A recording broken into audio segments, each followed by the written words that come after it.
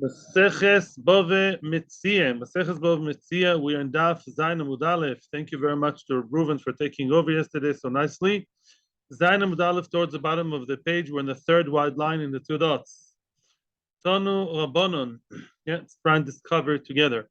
Shnaim. No, before that. No, actually before the two dots, we are in Omar Rove. It's the last narrow line. That's what I was told you're holding. Omar Rove.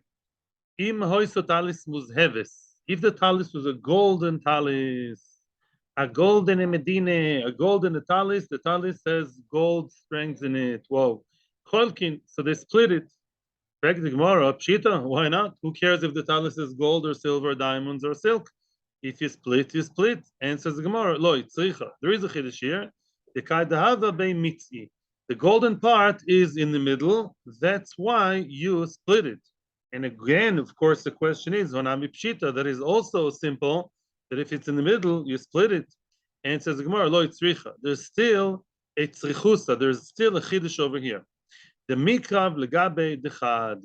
It's in the middle, but closer to one of them. Watch me in action. Yeah, in other words, yeah, on one hand, it's close. This is Reuben and this is Shimeon. And the golden part, which is here, the red rectangle, is closer to Reuven. Yeah, but it's in the middle if you go that way. You understand what I'm saying? If you go vertically, it's in the middle. Horizontally, it's not in the middle, right? In other words, so therefore, on one hand, we can say if we split it like the normal way, Reuven and Shimon, in the middle, then Reuven will get it all. But if you split it that way, you split horizontally, then it will be half-half. Oh, so then that is a chiddush. Ma de tema, the Omer le ploig hachi. I would say no. Reuven would say, I want to split it to know which way, the way I want, because Lamais it's closer to me. It's closer to my hands, and that would be a good minute to say split it. Yeah, you split it that way vertically, which means Reuven will get the lion's share. He'll get the golden part. Kamash Malan, no, comes the Gemara and tells me there is a chiddush. Domer lei says Shimon, my chos is the pol gazachi, ploig hachi. Why do you prefer splitting it this way? Split that way, and therefore we can and we should split it in such a way that is fair for both sides, even if it's looking from that point of view closer to one guy more than the other. We split it in that way so they should both get half of the golden part. Okay, beautiful. And let's continue now into the main issue of today. Bezos Hashem, see how much we can understand what's going on here. The third line, Zayin Amud Aleph, the third wad lan. The third wad lan. Tonu Rabbanon, the third wad lan in the two dots. Tonu Rabbanon, Zayin Amud Aleph. Now we are talking, the entire shir today will be okay, everyone's good. The topic will be SHTAR. What happens when two people hold a SHTAR, they hold into a SHTAR.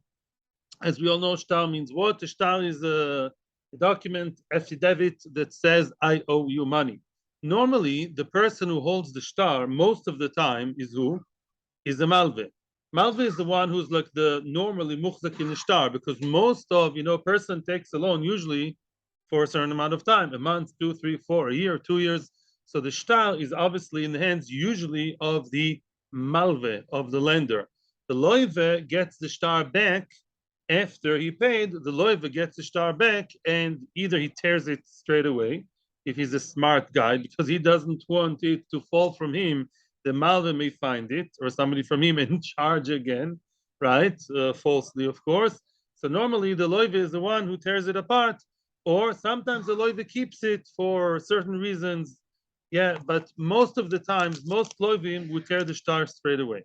Shnaim adukin b'shtar. We're going to see a brisa now with two cases and two opinions in each case, and everything Be'ezus Hashem will be explained. Yeah, tono abonon. Fine, okay. Tono abonon. Shnaim adukin b'shtar. Two people hold into a shtar. Malve oimer. The Malve says shalihu, it's mine. V'nofal mimeni umetzosiv. It fell from me, and I found it. And he's coming to explain why is the loive b'chlal holding it.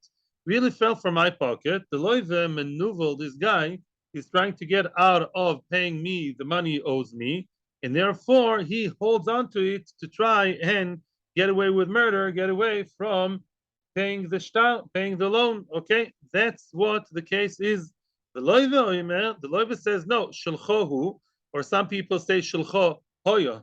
It was yours, uprativ lecha, and I already paid you back, and I paid you back already. Prativ lecha, I paid you, which means really it was yours. I paid you. It fell from my pocket. I was about to tear it, or maybe I kept it still, maybe to pay the soifer. Lamaisa, it fell from me, and I already paid you, and you are a liar. You're trying to charge double. Yeah, you are basically abusing my weakness over here that it fell for me. So what are they arguing? 1 second. What are they arguing about? Let's say the shtar is 6,000 shekels. The loiva says, yeah, the loiva says, I don't owe anything at all. Yeah, it's mine, and I owe zero.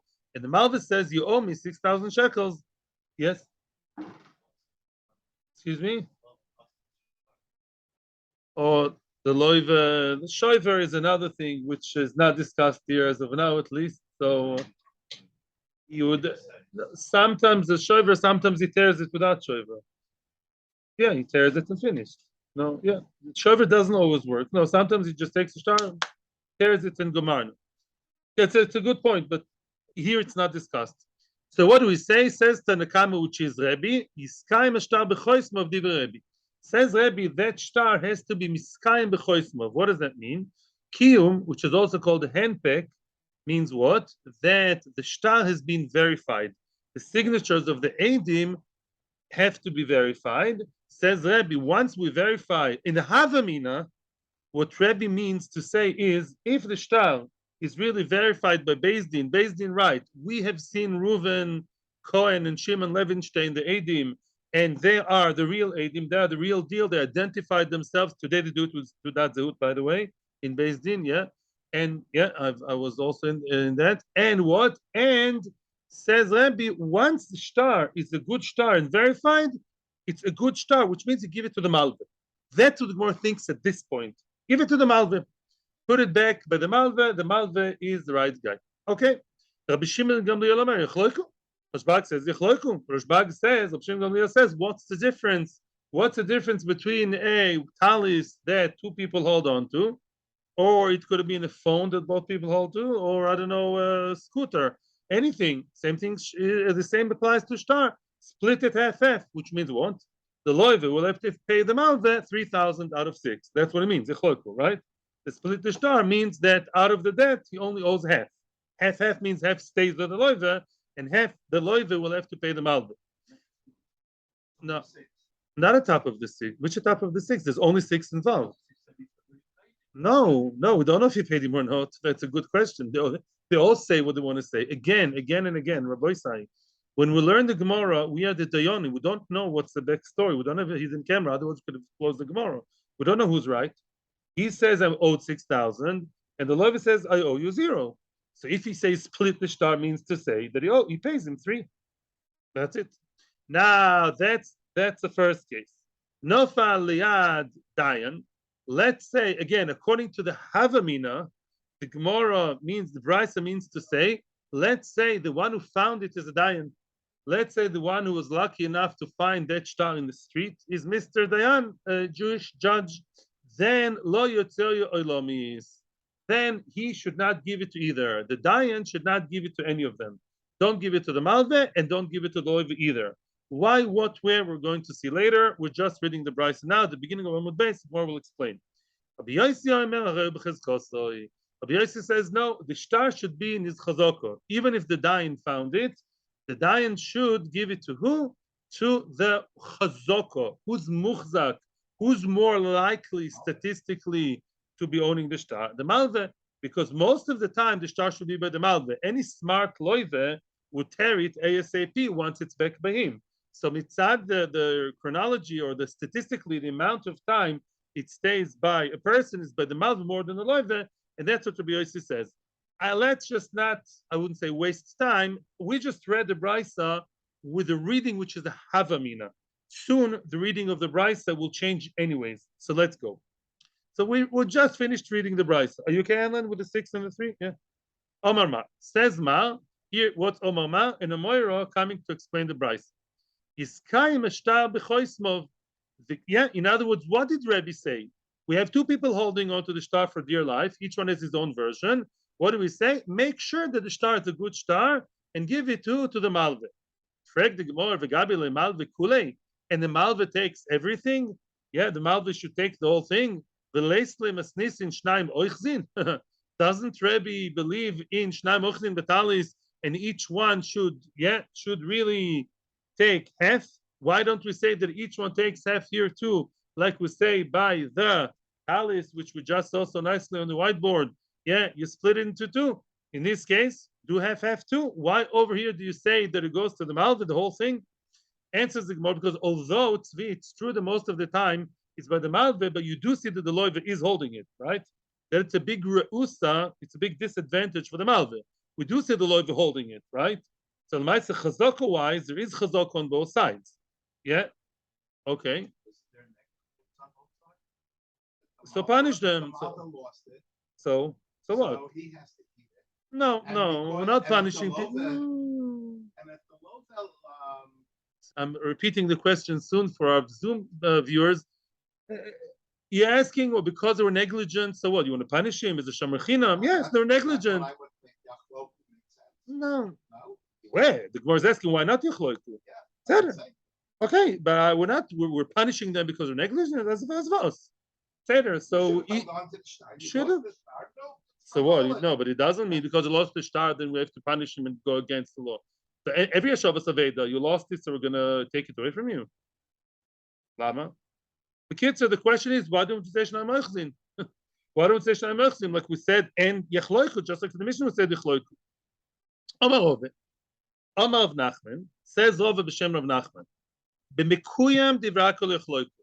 There are two types of stars in the world. Yeah, one star is mekuyam, the other one is not mekuyam. Mekuyam means what? Mekuyam means that the star has been, as I said, verified with a handpeg, based in. You can look at Rashi in the first wide line in Rashi, so it's very easy to detect. Rashi says over here, what's a handpeg? It says, because when the Yonid boy, star dena nofa kadmo, this star came, nofa came out in front of us, the asidu ploinu ploinu chasimas yadayu. And Ploni, the Dayonim, the Adim testified, verified, yes, this is our chasima, this is our signature. And we have verified it that it's a good star. So now, back to the Gemara. A line starts with the word Bemekuyam, that's 5 lines from the bottom of the page. Bemekuyam divakal yachloiku. The Gemara makes it nice and clear and crisp and concise. The what?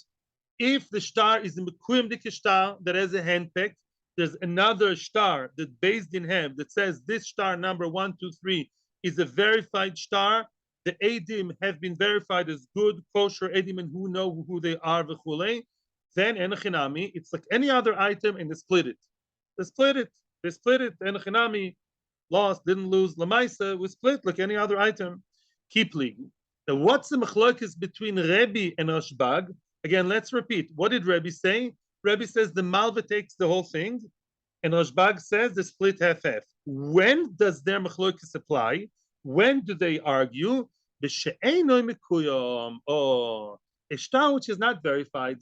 Let's say you have a very nice star with very fancy handwriting and very nice parchment, looks very impressive, and it does say there that but those Adim, and we all know, by the way, from Bava Basra, the Adim are the ones who write the star.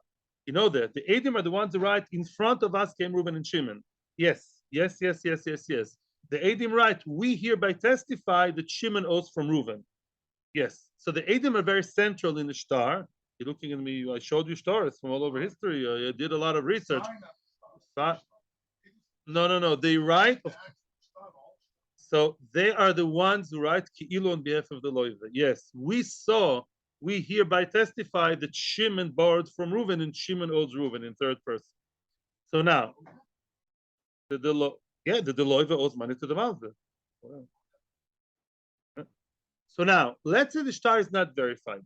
The star is a second-class star. It's not Mekuyam. We don't know that these Adim are real people. In other words, Beis Din never actually verified that those Adim are the real deal. So now the question is, how weak is that shtar?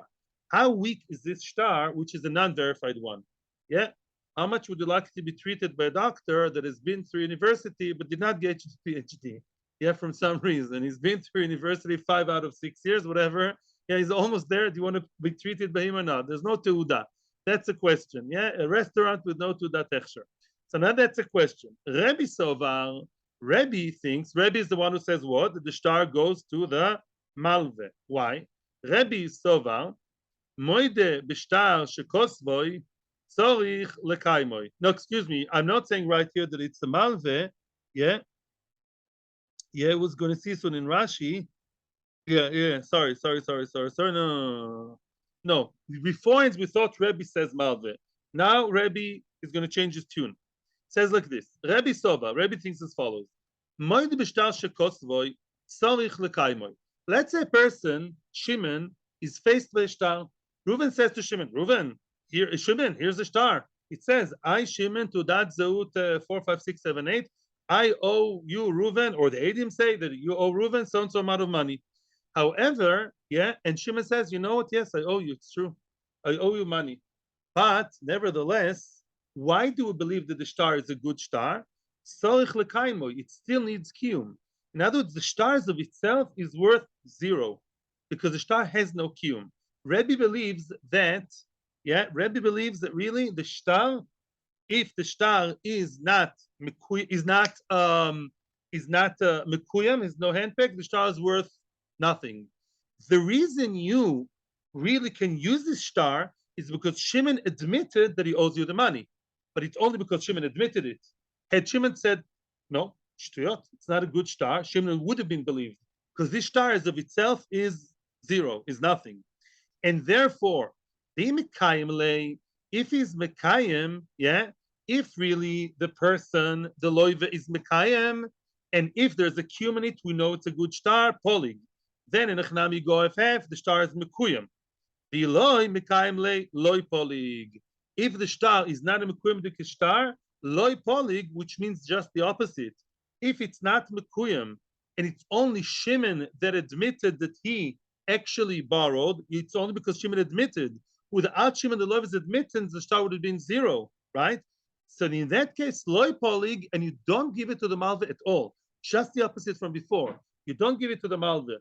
Why? Explains the Gemara. Now we're going to get to the punchline. Lichoira, we just said that the loiv admitted that he owes. If he admits that he owes, of course he has to give money. Wait for the punchline. My timer, what's the reason? And soon we're going to get everything clear. Chaspa be'al mahu, very strong words. This shtar is of itself, chaspa means a piece of clay, which in not so nice English, piece of garbage. Yeah, clay was always like a cheres hanishba, it's like a shard of clay. The shtar of itself is worth 0 because the shtar is no kiyum, it has no verification, it's not really certified by Beis Din. The shtar without kiyum is gornished mitnisht. Man kamash v'lelahai shtoro, man kamash v'lelahai shtoro. Who's the one who makes it into a shtar? Who's the one who verifies that it's a real shtar because he admits that he borrowed and he says, yes, it's true. It's true what it says in the shtar. Who is the nice guy who tells us that he makes the shtar from nothing into something? Loive. The loive is the only one who we rely on to say that's a good shtar. But you know what? We have a friend called, he's a cousin of Migo. He's the amigo of Migo. Yeah, that's called a pesha osal. Who's the one who told you the shtar is a real shtar? Mr. Shimon the Loive, punchline. Oka Omar de Paria. He also has other things to say. He also says that he paid it, and that's exactly what the Loive says over here. Malve and Loive stand, and they're standing, at odds with each other, loggerheads, each one facing the other. Malve and Loive, the shtar she'enu mikuyam, says Shimon, it's a real good shtar. You know what? That shtar is a terrifically, amazingly to shtar. I'm the one who told you it's a good shtar. Without my haido, your shtar would have been a piece of clay. And therefore, I'm also telling you, I can say more than one thing, and I'm telling you that I also paid it. I'm the one who said I borrowed, and without my admittance would have been 0. I'm the one who also tells you, mister, that the shtar is really paid already, and it fell from my pocket, says the loive. So even though statistically it's less likely to be from the loive, if the shtar is not mekuyam, then the only source of information in the shtar is something is the loive. The loive also says that he paid it. And in that case, just the opposite from before. In that case, says Rabbi, it goes to who? To the loive. And the loive does not have to pay because the pesha also a pesha itil. So let's summarize Rabbi. When Rabbi said, Iskayim shtar b'choismov, he says as follows. If the shtar has kiyum, then it goes to who? Then enechinami, it goes to yachloiku. Enechinami yachloiku. If the shtar is a good shtar, mikuyam, then it's like a talis. Then it's like any other item. You go half-half, like the Mishnah. Rebbe doesn't argue in the Mishnah. He's the author of the Mishnah. Mashainken, in case the shtar is not mikuyam, and you only rely on who? On Mr. Loive, the Loive also says that he paid it. And therefore, we believe the Loive, and the Malve gets 0, mid 0, and the Loive keeps it. The Loive should better tear it quickly to avoid future problems. That's Rebbe. Now, who argued on Rebbe? Rabbi Shimon Gamliel.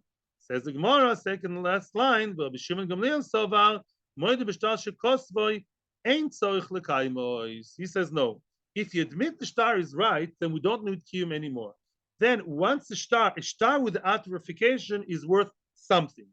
A shtar which is not verified, but otherwise looks like a good shtar, we've learned the SHTAR extensively at the end of Bava, so I can't remember everything, but Lamaisa, the shtar does fit all the bills. We can check all the boxes of a good shtar. And the Eidim, it's even people you may know, you don't handpick. You don't have that extra based in. Rashbag says it's not 0. And therefore, once the person says that it is a good shtar, then we believe him. Then even without his kiyum, we already know it's a good shtar. Even it's as if his oidah is irrelevant. We're not only relying on his oidah. The shtar of itself has value. Even if there is no kiyum, they still have to split it. A shtar without a kiyum is not nothing. It's not a piece of clay. And once you say that you actually, we've learned it more extensively in Bava Basra, once the loive admits, then we say now the shtar ki'ilu stands on its own legs. The shtar ki'ilu has its own koyach with your hoidah, and we're not only relying on you. And if you say you paid, you're not believed. Plagin and Dibura. We say Plagin and Dibura there. It's a whole sugya in Bava Basra. In other words, once you say it's a good shtar, we say, oh, it's kilo, now you have kiyum. End of story. We have a good shtar. Now you said porati, we don't say pesha osal. There's been discussions about it, but Reb Shbag, that's what he believes. He believes the shtar of itself is a good shtar. If you dafka come and you argue and you prove otherwise, we'll talk about it. Once you admit the shtar is a good shtar, as of itself. Mimela, mekuyam, not mekuyam, with your haskama, Mr. Loive has a good shtar, and Mimela, it's a regular shtar. And what do you do with the regular shtar? Look what you do for a regular scooter, or regular hat, or regular shoes, or regular whatever. What do? Split. You split. In other words, Rabbi Shbag believes that whether the shtar is mekuyam or not, you split. According to Rabbi, only if the shtar is mekuyam, is split. And if it's not mekuyam, then you only rely on the loive, according to Rabbi, who believes that otherwise it's a piece of clay. And if it's not mekuyam, then you give it only to the loive. End of the beginning of the Brisa, Rabbi and Rashbag, that's how they're being explained. There have been a lot of fingers being raised here. Okay, let's take a break and drink Coke. You'll return after commercials. 1 second. Yeah. Later, we continue, and Hashem Yazor will be able to understand what's going on over here. The very end of the line. Nofal liad dayan lo yotzio lomis. The second case of the Brisa was Nofal liad dayan. There was a dayan, which we think it fell into the hands of the dayan, which means, let's say Mr. Hadayan Choshev from the Bedat Tzedek Charedis walks down the street in Meashurim, and he finds that shtar. And what do we say? The dayan should keep it in his house or in Beis Din and should not give it to either malve nor loive. Correct the Gemara. Why is the dayan different to anybody else? In other words, what? Other people should return it? And if yes, to who? Maybe to the malve, because we assume the malve is the one statistically that has it more. If so, why is the dayan different? It's a very choshev guy, the dayan. In that respect, yeah. Why is it different to the plumber or the doctor or the avrich? Or what does that have to do with the price of cheese? This is what it says. The acher, somebody else, not the malve, not the loive, a third party, shemotz shtar, shenofal liyad dayan, ve'echidam b'dikosa be'henpek, lo yitzir lomis, which means, if somebody, I don't care about his profession, if somebody found a shtar, shenofal liyad dayan means that has been through the hands of dayanim. Somebody finds a shtar with below the shtar the extra bit of henpek. Somebody finds a verified shtar, a shtar koshel mehadrin, stempel of badatz, that says we have verified the identities of the edim who came in front of us, and you are Mr. Who? Mr. Somebody, anybody. Don't take it out of your possession ever, not to the loive, not to the malve. You can see in Rashi, ad shiov Eliyahu, until Elijah the prophet comes, until Yonovi comes, you keep it by you, or edim shirom yad minofal, or until you find edim that can testify that they saw that it fell from loive or malve. But as long as you don't have a good proof in the level of edim level, then you don't take it out of your possession. You keep it by you because you don't know if it fell from the loive or from the malve. Now, why does it say only if it's verified? No, not only if it's verified. Continues the Gemara. It's even though there's a handpick. Even though there's a handpick. Even for sure, needless to say, if there's no handpick, let's say the shtar is a very nice looking shtar with no hechsher, so to speak. That shtar for sure you keep by you. Why? You could say easily, maybe the loive wrote the shtar and never actually borrowed. It says a few places we saw at the beginning of Rosh Hashanah in the Basra, I think, it says a loive who intends to take shtar, the edim can write a shtar for the loive, even though he didn't yet borrow. It's a very risky thing to do.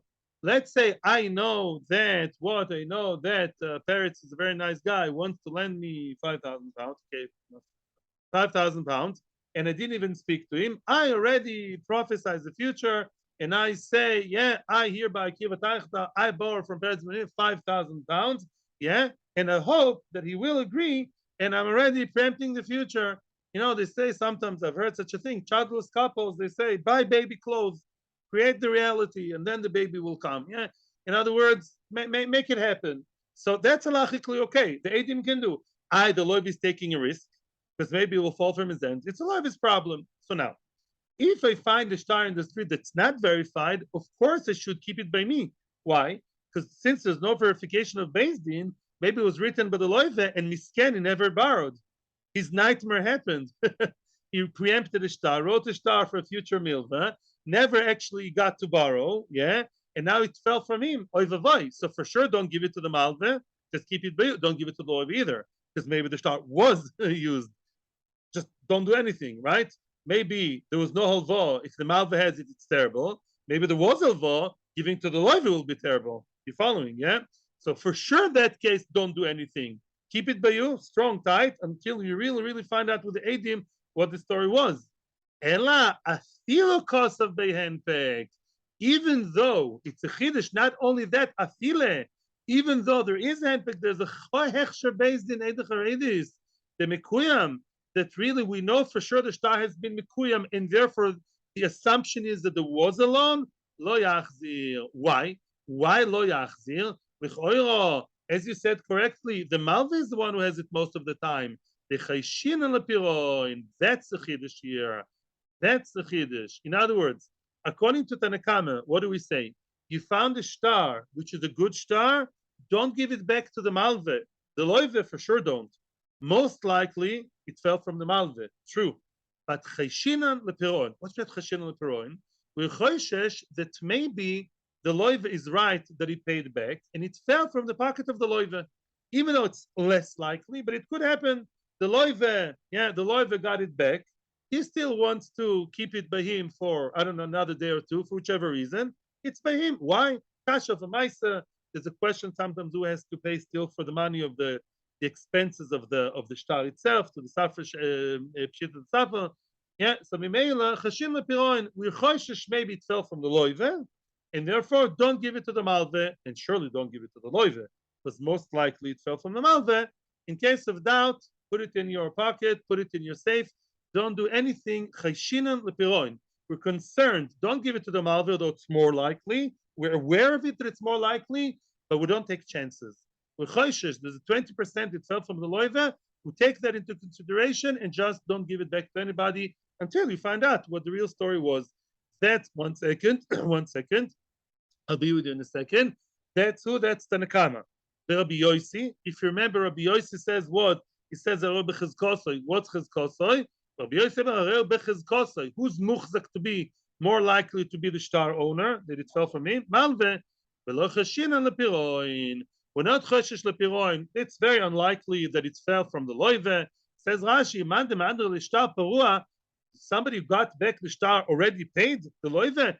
Zohir is very careful, of course. Le'altar. What's le'altar? Right away. Yeah, a loive, any normal loive would tear apart the SHTAR ASAP. Upon receiving it straight away, he would really tear it apart. And therefore, lo cheshin on the peron says Rabbi Yosi. Again, so Rabbi Yosi says, give it straight away to who? To Mr. Malve. Because the chances that it fell from the loive are very weak. Yeah, he would tear it away straight away. Therefore, says Rabbi Yosi, give it to the Malve. So let's summarize, because from now on, that will be the discussion. That will be the main stars of the show will be Tanakama versus Rabbi Yosi. Again, what does Tanakama say? Tanakama says, keep it by you. Don't give it to anybody. Not Yechloiku. Don't give it, what do you mean Yechloiku? In other words, you found it. It's not them holding it. They just get that straight. When case number 2 now, it's not the case of Ramishna, and it's not the case of the Resha. It's a case of what? The case of I walked down the street, Ayalon Park, and I found this very juicy kind of piece of paper. Shtar, even the Kuyam, Reuven owes Shimon. Wow, the Gemara comes back to life. What am I supposed to do? Good question. Says Tanakama, don't give it to anybody. Maybe the loive is the one who's got it, and he did not tear it quick enough. Stupid of him. Foolish of him. And what? And really, Chayshinan. So don't do anything. Don't take action until we find out what the story is. That's the Nakama. What does Rabbi Yosi say? Rabbi Yosi say, come on, oh please. Of course it's the Malve. Maybe the loive took it. Very unlikely. Loivim tend to tear stores straight away, not to have bad memories. I'm joking. They don't want to have the chance of it falling from them and get to the wrong hands. Says Rabbi Yosi, for sure or almost sure that it fell from the Malve. Good enough for me to return it to the Malve, says Rabbi Yosi. Tanakama, nothing. Rabbi Yosi, Malve. Beautiful. That is the basis for the upcoming question. And Baruch was first this time. Yeah, no. Sometimes the Americans, they win over the British. Sometimes. Yeah, and you, and then you. Yes. Good. Beseder. Yeah. Says the Gemara like this. Are you sure in what you're saying? Is that so? Are you sure Rabbi Yosi is not concerned that maybe the money was paid back and really the shtar fell from the hands of the loive, who's, yes, a big shlamazel? He forgot to tear it, and it fell from his pocket. Some people are shlamazel and shlemiel zusammen. Yeah, some people are. So isn't Rabbi Yosi, yes, concerned it fell from the loive? Are you sure? Listen to the following story. We're all familiar with the concept of ketubah. Ketubah, yeah, that's what they say in nice English, yeah. Who owes who in the ketubah? Of course, the man owes the woman. Yeah, a shtar ketubah is what is held by her. And yeah, we know that in case of divorce, unless she's wronged, and in case of almanus, death, then she gets the ketubah. Okay, that time. Look what it says in the Brisa. Matzu shtar ketubah b'shuk. A person found a ketubah in the market. Wow. While walking down the street, he found a ketubah that Reuven wrote Prince Abela her ketubah when they were young and pretty under the chuppah 50 years ago. The matzu shtar ketubah b'shuk. So then what? Who do you give it to? The husband or the wife? The malve or the loive? Yeah, he's like a loive, the husband. Yeah, the one he's the one who owes. The husband is one the owing side. So bisman shabal moide, if the husband admits, says Rashi shalonos and if you now we're ignoring the fact if they're divorced or married for now. Yeah, which obviously is a big factor, but for now we don't talk about it as of now. Let's say the Baal Moida, the Baal admits, Shaloi nosen l'ksubasa, says Rashi, I never gave her ksuba, I never yet paid the ksuba. Then what? Yachzir leisha, you give it to the woman, because the husband admits that he did not yet pay her ksuba. Yeah, maybe they're still married, or maybe they're not married anymore, but Lamaisa, if he says I didn't pay, then he has to give it to the woman. You may ask what's the chiddush, and that Tosfos talks about, but that's not for now. I hope and understand it to tell you Tosfos. Because l'chor it's not a chiddush, right? Yeah, there's a chiddush knunya. We're not going there. I'm just pointing out. If the husband says, no, yeah, I admit I never paid her, give her, obviously. Let's just accept it. Pshitus, that's now. Ain't a Baal Moide. Oh, but let's say science fiction never ever happens in reality. They fight, and the Baal says, Ain't a Baal Moide. What does it say? I paid her ksuba. And what did she say? No, you did not pay me the ksuba, right? He says, I paid. She says, you never paid. Then what? Then he's not Moide. They fight, the husband and wife. Lo yachzir lo lezeh v'lo lezeh. Says who? Says Tanakama. Says Tanakama, lo yachzir lo lezeh v'lo lezeh. Don't give it to anybody. Yeah, similar to what we said before, where in Tanakama, don't give it to anybody. Yeah, unless there are Eidim, unless you have a Chava Eliyahu, yeah, you keep it by you because we don't know if the husband is right or the wife is right. Don't keep it by you. Okay, sounds like Tanakama. Fine. Rabbi Yossi says like this: Oido tachas baila, right? Oido tachas baila. If she's still married, he never divorced her. Yachzir la isha. Yeah, give it back to the woman. Why? Because, says Rashi, it's very unlikely, but I'm preparing you for the next step in the Gemara. It's not unheard of yet, but it is very unlikely that a husband gives a ksuba before they got divorced or before he died. Sometimes it happens, but it's a very rare thing. Yeah, in other words, most married couples, right? We don't give our wives a ksuba before chas v'shalom anything happens. The whole ksuba is a security thing, is a warranty in case anything happens. So if they're still married, then yachzir laisha, give it to her. She's the one who keeps it in case of trouble. She then will collect it from the children, from the thing. However, nisamalo and nisgalsho, if nisamalo and nisgalsho, if she got what nisamalo widowed or divorced, then what? And then there's a fight between her and him or her and his children, whoever. No. Then says Rabbi Yossi, only then I agree to you, Tanakama. Only in case of divorce, then I say, in case of doubt, do without. Why? Because we say that maybe he paid her. So see Rabbi Yossi here changes his skin. It's a stira. Before it says Rabbi Yossi what? Give it to the malve. And here, what? He doesn't say give it to the woman. He says, don't give it to anybody. Why? Mishtome here, he is choshesh lepiroin, right? He doesn't know what to do. Yes, piroin, no piroin. He says, keep it by you. So that's a steer in Rabbi Yossi. At least the Nakama is good. But Rabbi Yossi is inconsistent, right? What did Rabbi Yossi say over here? Here says Rabbi Yossi, give it to the Malve. And Beksube says, don't give it to anybody. What's the difference, right? It's a steer in Rabbi Yossi. Answers the Gemara, Eipuch. You have to change the opinions. You got the opinions and the rabbis and the opinions, the Torah opinions wrong. He got the wrong opinion with the wrong Tana. And that's the way you should really, we're now fixing up, we're now rereading the Brisa, not the Ksuba one. We're fixing our Brisa of a regular two men, one owning the other. Nofa, we're rereading the Brisa now. Listen to the rereading. We just switched opinions. We swapped the opinions. Nofa leyadayin, Ellen. Nofa leyadayin means what? Not that the Dayan found it. I'm sorry if I was impatient before, yeah? Not if the Dayan found it. You know who found it? The one who found it is a pilot in a lala. Anybody found. But he found what? He found the SHTAR, even though the SHTAR has been through the Dayan. It's a verified by the Yonim SHTAR, right? Then lo yotzio ilomis, Rabbi Yossi. Rabbi Yossi is the one who said just the opposite. Rabbi Yossi is the one who's concerned. Piron, shmiron. Maybe there was piron. Hey, don't ever take it out of your pocket, Mr. Finder, until you find out very well what happened or until Mashiach comes. That's Rabbi Yossi. So now it's very good with who? With Rabbi Yossi of Ksuba. Rabbi Yossi of Ksuba said once divorced, and there's a real case here, don't do anything. Don't take action because maybe he paid her, maybe he didn't pay her. The Chachamim are omrim, areu b'chizkosoi. And Chachamim say, no, Chachamim are the ones who said, give it to who? Give it to the Malve. To say that the loive got it, and then the loive, fell from his hands, and he didn't tear it right away, is very unlikely. Say Chachamim. Exactly what we thought Rabbi Yossi is saying is really Chachamim. Okay? So Rabbi Yossi is good. So Rabbi Yossi is consistent. What is Rabbi Yossi saying? Rabbi Yossi always says, don't do anything. Be it SHTAR regular, be it ksuba, be it whatever you want. Says Rabbi Yossi, lo yotzi olomis, I'm scared of Piro and always. Oh, very nice. And Chachamim are the ones who by us said, Chachamim say, yeah, Harabbi Chizkosa give it to the Malve. Frag the Gemara, wait a second. You remember what Chachamim said in Ksuba? Chachamim in Ksuba said, whether they're divorced or not divorced, what do Chachamim say?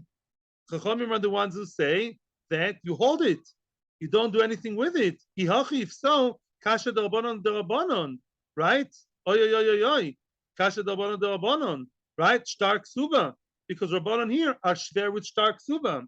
By us, Chachamim say, what? Give it to Chizkosoi. Chachamim say, by us, give it to the Malve. Loive, got it, and kept it for so long, it fell from him. Unlikely, say Chachamim. And yet by Ksuba, what did they say? That maybe the husband did get it back, and the Shlemazel fell from him, and she'll charge again. So Chachamim over there said, don't take action. So now it's a steer in Chachamim. Thank you very much. Pass the buck. Thank you.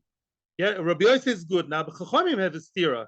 Chachamim now have a stira, right? Here they say, give to the Malve, and in Ksuba they say, don't take action. So now Chachamim are in trouble.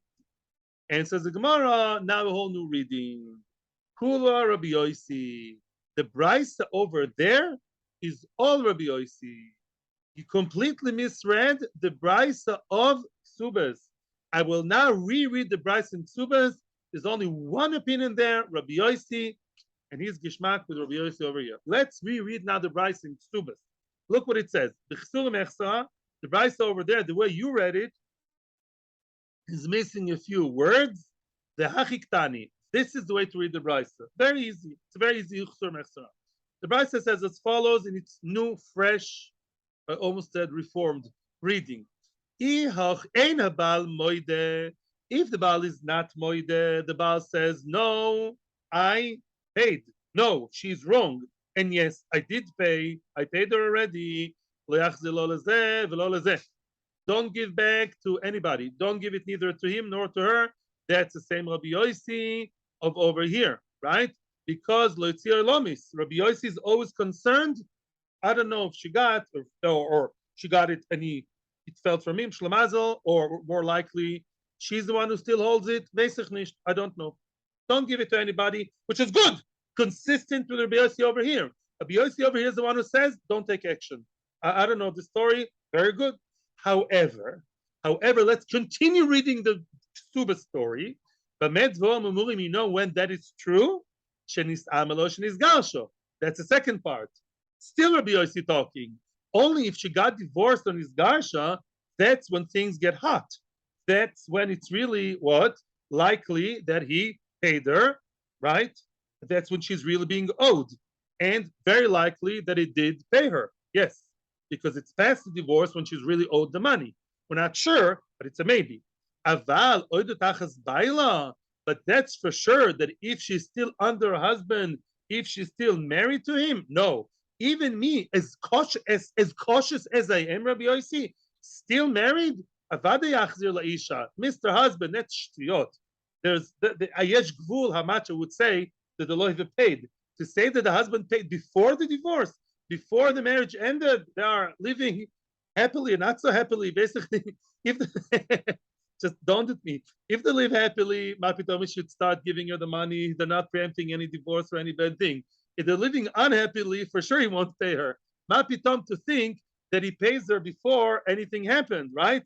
You paid and it fell from you. Nah, do me a favor. Of course, she still owed it, will be owed in future. Give it back to her as long as she's married. She didn't even begin to actualize her rights. She will when they get divorced, Khalila, or he dies, Khalila. So Avada give it to her as long as they're married.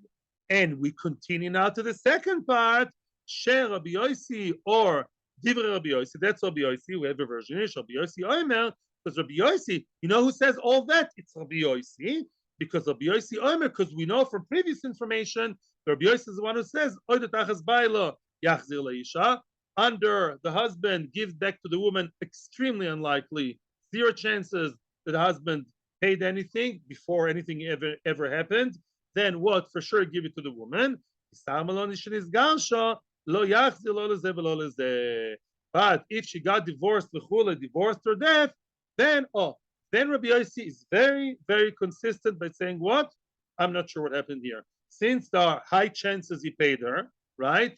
So either he didn't pay her and it's still by her, very nice. So maybe she's the one who owed it, but I'm Rabbi Yossi. I am concerned that maybe he got back the ksuba from her after paying. He didn't tear it enough on time. He wanted to write another ksuba for his next wife. I don't know, wants to have a dugma, and he was clumsy enough to lose it. Maybe.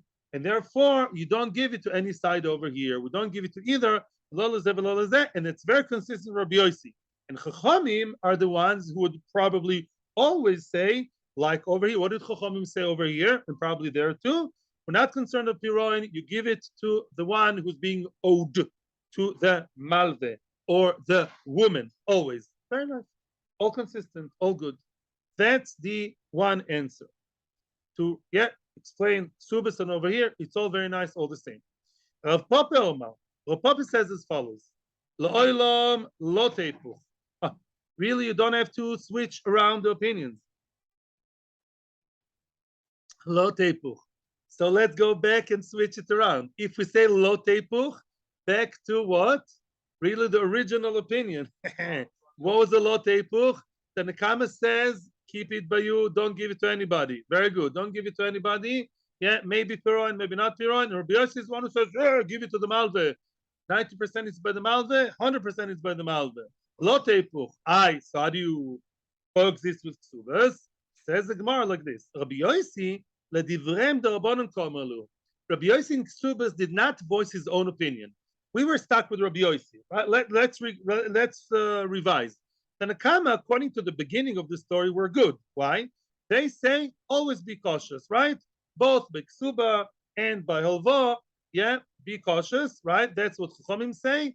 And Rabbi Yossi says, give it to the Malva. Okay, good. Comes Rabbi Yossi in Ksubas, he doesn't voice his own opinion. He talks, listen, you asked me, of course it should go to the Malva, or in this case, to who? To the woman. However, I'm not voicing my own thing. I'm trying to show you people how illogical you are. He says like this: Ledidi, according to me, I feel in Samuel's Gal Shanami, even if she divorced or a widow divorced, and there's real debt over here that's already existing in existence. Lo cheshin le piroin.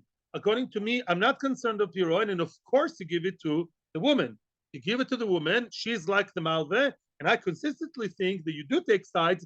Don't just freeze. Don't take action. Give it to the one who's more likely to be the owner of the shtar, who is the malve, and in this case, the malva, the woman, to the malka, to the woman.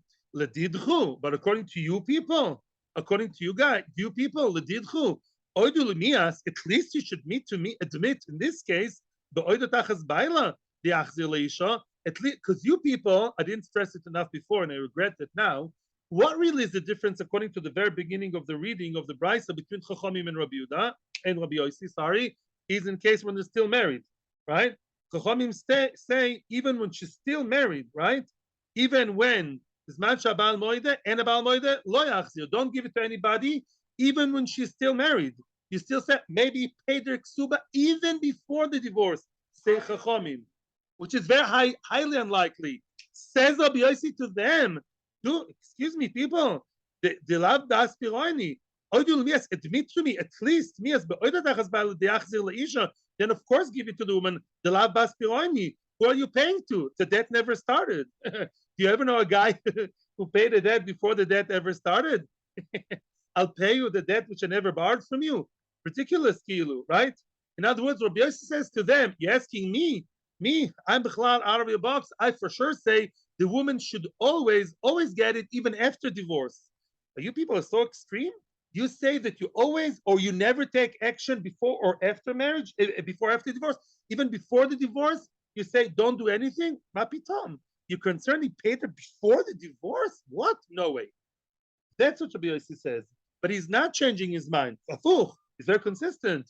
Rabbi Yossi says, I don't believe in that freezing, no taking action, maybe piroin, maybe shmiroin. No. I say give it to the malve. That's statistic. That's majority. And of course, Beksuba Avada, even after the divorce. But you people are being extreme the other way. You believe in your no action agenda to such an extent that maybe there was a piron, it fell from the wrong guy, from the one, from the loive or the husband, after paying her even before the marriage, he paid her before, excuse me, before the divorce. He paid her already. Say Chachami, V'omer l'Rabbanon, and here we come with the punchline. Here we come, bam, bam, bam, bam, bam, bam, bam, bam, bam. V'omer l'Rabbanon, Amud Srari Atpeso. Full stop. Srari Atpeso means as follows. Srari Atpeso, you can see Rashi, it's a famous line in Ksubas again and again. Look in Rashi, Srari Atpeso, about 10 or so lines from the beginning of the narrow lines. Ma'ois tzruros uksofim mosa lo leyichud ksuboso kshenesa o leachar mikan, which means sometimes the husband prepays or like a collateral, he gives her mois tzruros uksofim, I don't know, mois uksofim exactly what Rashi means. Sometimes it's even what you call it, metaltalim. He gives her money or shavakesef, monetary valuables. He gives her when they get married or at some point during the marriage before the divorce. Let's say they never do, or before he dies. Why? Why is he preempting and prepaying? Says Rashi, he's a good husband. What a darling man. That's a nicer gift, even nicer than red roses and a perfume. He's giving her a gift, and he says to her, I realize after I die, if I die, it won't be so easy for you to collect the money from our dear Yorshim. Either they are his children or they're common children. And unfortunately, when there's money involved in Kibud Aim, unfortunately, by some people, goes out the window. And therefore, the Yorshim will give her a hard time in English, Yatrichua. I would say in American English, they would give her a hard time and say, Mommy, are you sure we owe you the ksuba? Because who will she face after his death? Who's on the other side? The Yorshim. And then she'll have to start begging the Yorshim and proving and showing to Beis Din. And she says, darling, she would tell him before he dies, don't have the headache. So set aside for me money, even let's say she's not using the money, it's like an escrow account or something, but he's setting aside money for her before the death, before the divorce, before the death, in case, not to be matriarch. That's what Chachamim say. And therefore, maybe she was fully paid the ksuba before the death. That's what Chachamim are concerned about. That's what Chachamim says. You find the SHTAR ksuba even before the marriage is ended. Could be they're very happily married until the fight started over here. Now, yeah, they're previously happily married. Keep the SHTAR to yourself because you don't know. Maybe paid her even before the death. That's Chachamim always, before or after the divorce. Rabbi Yossi says just the other way around. Before or after, we always say give it to who? To the woman. Before, he's not choshish to tzrari, not so likely, says Rabbi Yossi. And after the death, havada, give it to the woman because she's the one who's owed the money, and we highly assume it fell from her, not from him. Sorry, I wasn't so well prepared, but I think we have managed this. And thank you very much. Tzlocha Rabba, see you on Sunday. And Tzlocha Rabba.